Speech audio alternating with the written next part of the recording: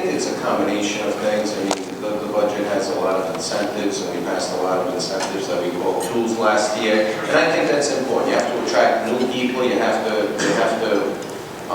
encourage existing companies to grow, and that's part of the solution. But then you can't neglect the other side of the equation, and that's what Leader Algier was alluding to or spoke to.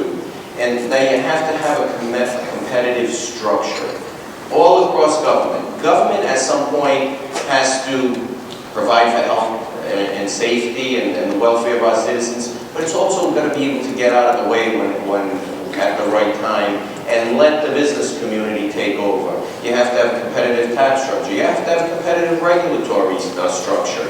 You know, one of the things that quite frankly frustrates me, and I've said publicly, the Office of Regulatory Reform, I'm going to defund it and get rid of it. You know, I get fancy graphs out of them. I mean, they give you great books. You should all read them. They've got nice colors and they're pretty and all. But there's no regulations they're getting rid of.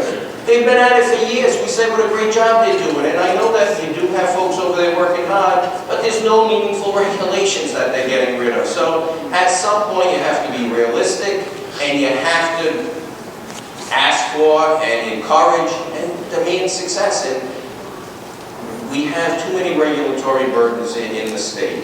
They're deep-rooted within the business culture, the government culture, and we have to start on eradicating them. So I think our tax structure is actually pretty competitive. We've all worked to accomplish that. But government has to be there at the right time, but also move out of the way when it's appropriate and let business do what they have to do. So in Rhode Island, we do have to work on finding the right balance.